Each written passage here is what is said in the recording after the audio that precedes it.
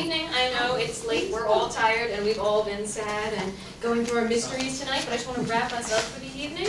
And I know you don't want to do this, you want to pack up, but if you could flip over a sheet of paper, scrap paper, anything, I just want you to think about, in your life, where have your parents gotten you? In what moments have your parents really affected your life and the path that you're on? I know in this classroom, we're all going to school, we're going places, we have ideas about where we want to be in life, and would we be there without our parents? So if you can think about a specific instance in which your parents really just pushed you along the right path, and then think about how that would have been different if your parents hadn't been there for you. So if you could just take 60 seconds, jot down an idea.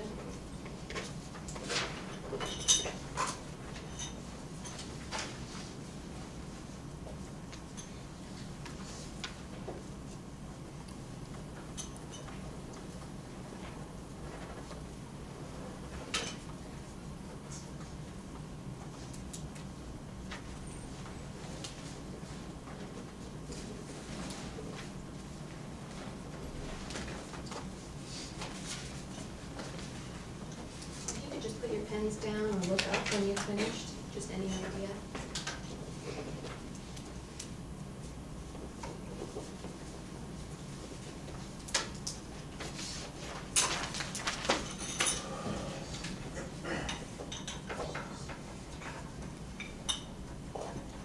Great. Kelly Harris, do you have something you can share with us? Yes, I do. I put, you want very specific? Whatever you feel open to sharing. One that supported me through everything in a specific time period was college choices. So when that came around, my mom was always kind of like, go wherever you want to go, don't feel restricted, if there are loans, we'll figure it out, go where you want to go. And that was really nice. We went and toured a bunch of different colleges, and so it was kind of like the sky's the limit. Like if you achieved academically to go somewhere, I'm going to support you and not try to pull you back. And what do you think would be different if you didn't have a mom there for that, or if you didn't have any kind of guardian there through that process? I think it would have been more of a challenge because I would have felt more isolated to picking something, maybe because of familial obligation, or not even familial, just kind of where my friends were going or where I thought I had to go, instead of just kind of the sky's the limit. That's great. Thank you for sharing. Daniel, you just happen to be next. Do you have something? I mean, it's the same as kind of what she said. My mother's kind of the reason I do everything. I mean, for education, of course, she was an advocate for that, but then she still pays for my education. She still pays for I have a job, but when I need money, she's still there. And as far as relationships, she's very supportive of that. But do you want to answer the question about if she wasn't? Absolutely. Okay. Yeah. So she wasn't very supportive. I honestly don't think that I would be the person I am today, or even be such an advocate for education, because I'm 21 years old and I'm still very undecisive about everything I do. So when it comes to anything, whether it's what I should eat or what I order when I go to restaurants, I really call my mom for everything. I think that's good, and that's what I want to get from this. And Christy, you're going to be our third sharer. Oh gosh. Well, I mean, obviously, without my parents, we talked about this in another lesson, just about finding your identity and who you're raised by. So I feel like I wouldn't have my identity. And as far as what they've done for me, they're my example. They're, they, took, I put on here, they took me to church as a child, and that's kind of just took me to what's going on now. And that's a very good point, and I think we can draw on more throughout this, is it's the little things that we might not necessarily see as our parents helping us with a specific decision, but just their influence in one spot in our life that's kind of turned the course of where we're going. I think that's a really important factor in what parents play a role in. And before we get too sad thinking about what would happen if our parents weren't around, I'd like for us to just kind of go away from that. And I want you guys to just brainstorm, and you're going to be able to call out loud, but please don't get crazy. I want you to tell me what you think about Victorian culture in real life, not necessarily the books or movies that you've seen yet, but just anything that just jumps out at you as God, when I think of Victorian culture, I think of child labor. Okay. That's really just uncomfortable dresses. Dresses. Of course. Anybody else? we cannot think of it outside of the literature of its time because we did not experience it. Blurry lines.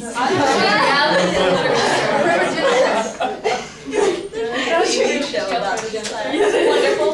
Andrew? Victorian architecture. Architecture, that is key. I see someone else. Hot British men. Hot British men are important. British men. All right, what else we have? Christy, I know you're raising your hand. What's this? You must think something. I believe in you. I guess like gender roles. Gender roles, that is very, very important. Any other ideas that kind of blend from the literature that you've read throughout the past few years? I know this is senior year, so this is when we're really getting into British literature, but just something that you think about. If any of you have read any of your Jane Austen novels, any of your Bronte sister novels, I just want you to think about like what jumped out at you, what made those books like able to be remembered in your mind. I know, like for me, it's the length. Kelly? Class systems. Class systems. Can anybody in here tell me about the class system? And I'll get to you in a second. Do you mean like land gentry? Sorry. So many people. Just go. Go. Just the land gentry. Land and gentry. Thank you. I'm just going to put that aside. Marriage. Oh, I'm sorry. No, you go. I never want to talk. Marriage and then I was thinking in terms of class systems, marriage has a lot to do with it, but Yeah, marriage marriage is its is own important. thing too. That's great, Madison. You can finally talk about I was just gonna say in general, just like difference in money. money. A very apparent. Are we still on difference. science and literature? We're just all in between the blend between literature and reality. Anything you can think of. I just want you to throw it out. I had something, I lost it. You lost it? Yeah. Emily looks excited. Are we still talking about life? The most important. I was just, when you were saying language, because I was wondering if they really didn't talk that way. Okay, Nate. People that are losing their mind and kind of psychotic. Psychology. That's great. Okay. And Andrew, you've been waiting. Oh, it's okay. You mentioned Bronte sisters, so I thought of Gothic. Gothic. Wonderful. We're getting a really big, crazy board, and you can't read any of it because of my handwriting. We have so I one more apologize. really important We do. one. Sexual repression. Thank you. I've been waiting for someone to label the elephant in the room. Your point. Because that is an important one that we need to focus on. Christy, are you raising your hand? Yeah. So, like whenever I think about like Jane Austen, I always think about like parties and like nobody working and dances and. So luxury, just this idea of like we can dress how we want and party how we want, and yet nobody has to have a job. It's a really important idea that just kind of pops up in Victorian literature. So this is getting a bit overwhelming on the board. I wish I had more board, so I apologize. And now I want you guys to think about that really depressing chapter that you had to read. I want you to think about what popped out in that chapter of Oliver Twist. Are they things that are on this board so far? Or are they things that kind of lean more sad? Or are there sad things on this side of the board that you really think got honed in on in chapter 4? And can you think of a moment? You know, is there a certain part or character that makes you think of this? Andrew? The child labor aspect. And the Child labor. twist, definitely. I mean, they're talking about him having to work and going out to sea and having to work until he either dies out at sea or working for this coffin maker. Yes, this coffee maker, Kelly. Well, and they objectify him so much. Like he's not even allowed to show emotion. That's the part of that chapter that I find most troubling. When he starts to cry, and then he realizes he can't cry because it's seen as if he's being obstinate or ungrateful. Absolutely, that's a great observation. Allison? Also, their standards for, I mean, I'm just drawing off of, I was thinking about the meal that they have him eat, which are the dog scraps. And she was watching him as he was eating, like, are you done eating? Are you gonna eat all of that? Like, their expectations for what a reasonable human should consume, and maybe even the space he should take up is very, very skewed from what it should be. And that's something I want you to think about that and, feel free to just say it out loud. But how does that compare to this idea, kind of what Christy said, like parties and luxury? And then we have Oliver, who's at this opposite end of the spectrum, and he's eating dog scraps. And even these little bit of dog scraps are too much for him. It's like it's ridiculous that he is eating his entire portion of leftover dog food. This is this complete dichotomy, this split between this luxurious upper class with the big dresses and the hot British men and the fancy architecture. And then we've got down here, we've got poor little Oliver who is eating too much at the bottom of the table. And that's something that, do you think that his mother would have ever made a comment like that? And, you know, who plays a role and who decides what's right for Oliver? So I want you guys to think for just a minute about who decides what's important for Oliver and who makes the rules for someone who doesn't have a family, who doesn't have a parent, who doesn't have a guardian, someone who hasn't been taken in under a family wing. So if you can come up with any ideas of who you think should come up with those rules, shout it out. I just want this to be a free idea. Yes. I mean, I guess it depends on like the child's individual situation, but if they're in like an orphanage, it's whoever is running the orphanage. Okay, so you bring up an important idea. Now, from what you read last night, where is Oliver? He's a ward of the state, right? He's a ward of the state. He's actually in a workhouse, which you might not remember from the beginning of Oliver Twist. His mother just kind of wandered into this workhouse when she was pregnant one night and gave birth to him in the middle of the night. So he's just kind of ended up here. These people just kind of took him in for no reason. But what are they trying to do with him right now in chapter 4? What's happening to Oliver? Does anybody remember? They're trying to like get rid of him. They are essentially selling him. They're trying to get rid of this little boy. And so it's not even that he's a ward of the state or that he's been taken in by this one group of people, but nobody wants him. And the people who do want him have very different ideas of what's right for him. In chapter 3, you might remember that a chimney sweep wanted to come in and take Oliver away, but the chimney sweep continues to kill little boys. So we've got this idea of, you know, what's right for the child, where are we going to put the child, and does the child have any say in this? Andrew. I thought it was really interesting that the Beetle Yes. character, that he didn't just want to, like, it wasn't just like, let's drop him off on a street on the other side of town, and he won't be able to find his way back here. It wasn't like, I want to get rid of him and forget about him. His first idea was, well, let's send him off to sea, where he'll probably die. Where he will probably die. It's just like, that's awful. And it was almost lucky for Oliver that he so happened to talk to this coffin maker, and the guy was like, I'll take him, you know, whatever, I'll put him to work.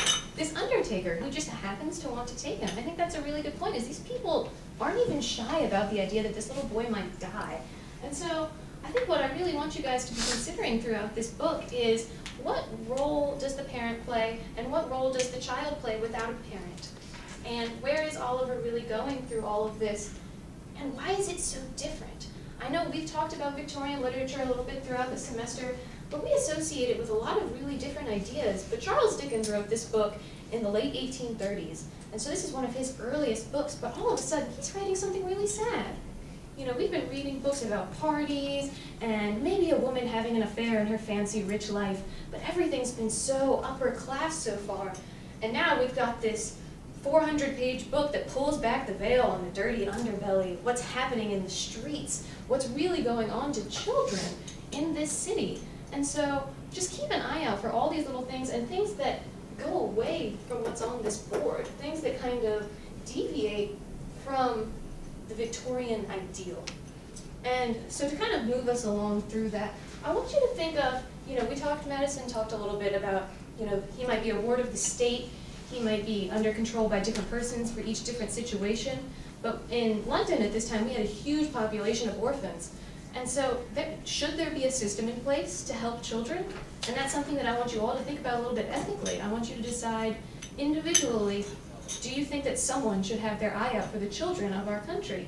And your activity, I'd like for you to be able to get into pairs and either write a paragraph or draw me a picture of an orphan that you think would appeal to the government, the church, any institution that you think could really like gather around and care for the orphan community of the state. And try and like sell this. I want you to think about, you know, show them how the orphans are so different from our society and how to bring them back into the Victorian ideal society. So if you could all just partner off with the person next to you and start putting out some ideas, I'll come in and check on you and see where you are so far. But a little campaign, if you will.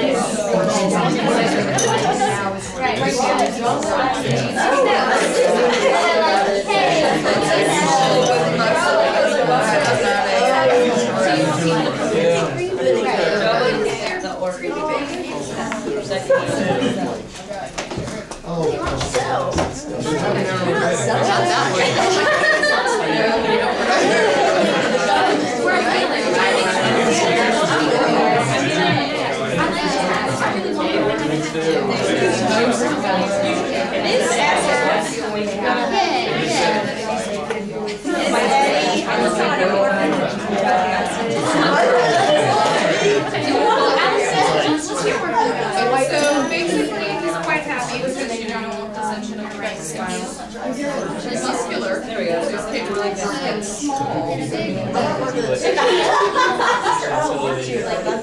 he has trained Oliver hat on, which I'm not dirt. Your hair, he's I'm happy about it.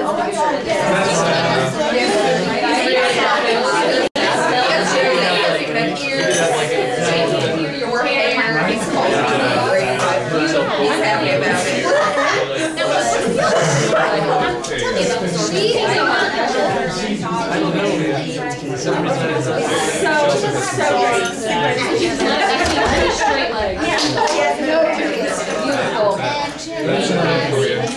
That helped me enough for you. So we, I think we really need to Are we actually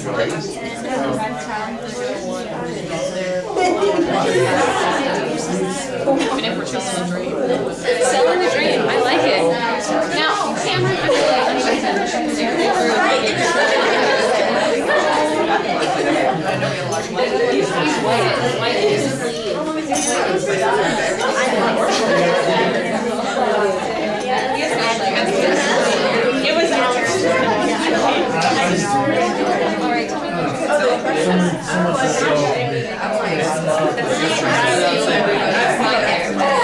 we were sure that was I was especially